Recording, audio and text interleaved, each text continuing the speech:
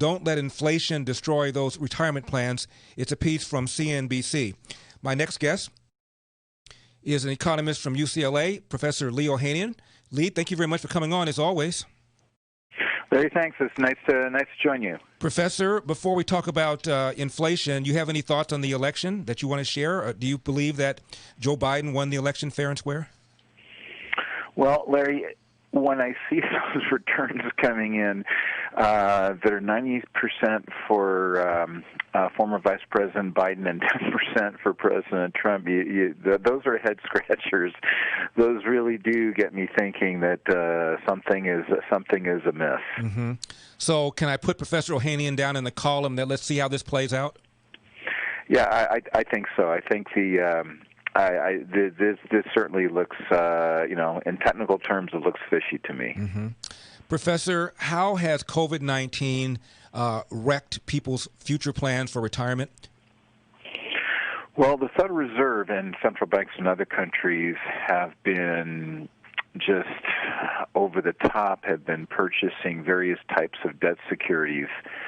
In the United States, the Fed has been buying about $25 billion of mortgage-backed securities per day. So what that refers to is people take out a mortgage, that mortgage gets packaged into a bond with other mortgages. Well, the Fed's buying $25 billion worth of those every single day. Mm-hmm. And right now, the Fed is the major market player in the home mortgage business. They have more influence on setting mortgages than anything else.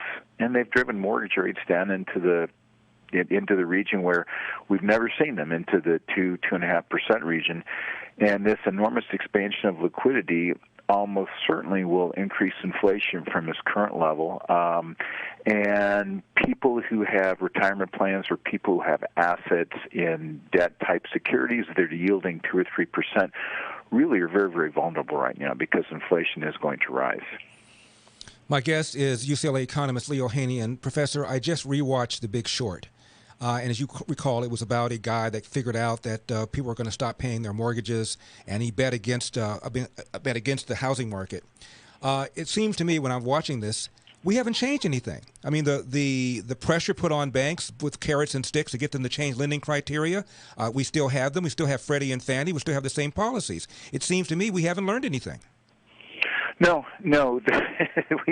we really do seem to be rewinding that tape, and I certainly hope against hope that we don't have the same type of outcome. The Fed is just, in my opinion, they're really doing way too much. This is an economy that has been shut down by government edict. It's not an issue of trying to stimulate demand. And while the Fed's been driving down interest rates, home prices have been skyrocketing. In my state of California, the median priced home is now $715,000. That's up about 18% year over year. Because as those mortgage rates go down, that artificially increases home prices. And how many people can afford a $715,000 house? This is just, in my opinion, policy that has just gone awry. My guest is Professor of Economics Lee Ohanian of UCLA. He's also a senior fellow at the Hoover Institution. Professor, what is inflation right now, and what do you anticipate it's going to be down the road? Well, in the last few months, it's been in the 1% to 2% range. That's very misleading because a lot of products have stocked out. There are a lot of products that were not available for a period of time. People are waiting in line at grocery stores. When you factor in those types of events, inflation is probably closer to an actual range of 4 or 5%, and I think that's where we'll probably be going, up into the 4 or 5% range before too long. So, assuming we do that, and you are somebody on fixed income or about to be on fixed income, what should he or she do? Yeah, you want to protect yourself against inflation, so you do not want to be investing in securities that pay a fixed interest rate at a low amount. So if you are thinking about, hey, I think I'll invest my savings into a 30-year Treasury security at 1.5%, you're going to be losing money on that proposition. Mm-hmm. Professor, before you go, can we talk a little bit about Governor Gavin Newsom here in California? As you know, he's now basically ordered almost all the state to operate under the highest level of concern regarding the coronavirus. Never mind the suicides, never mind the divorces, never mind the bankruptcies, never mind alcoholism, drug abuse, and so forth. What does an economist say about how the governor has responded, the California governor has responded to the coronavirus crisis? Well, we've been going at this now for 8 months of substantially reduced economic activity, and there's an aspect of throwing out the baby with the bathwater here because all of us understand the need to protect those who are most vulnerable and take necessary precautions. But there are many populations, young kids, who are not at high risk, who are giving up parts of their childhood or giving up substantial components of their education. We really can't expect a 7-year-old to sit in front of a computer on a Zoom lesson and absorb much from that. So these are the types of calculations that need to be done to formulate good policy. But what really worries me is, and Governor Newsom is not the only one, there's sort of a blind eye turned towards anything except we must prevent COVID, we must prevent COVID.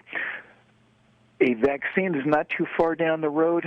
This is a time really to be making, I think, more sensible decisions about people who don't have that, who do not face the type of risks, such as kids, such as young people.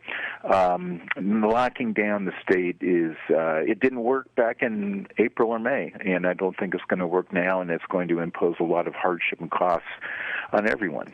My guest has been Professor Lee E. Ohanian of UCLA, also senior fellow, as I mentioned, of the Hoover Institution. Professor, before you go, what does the E stand for?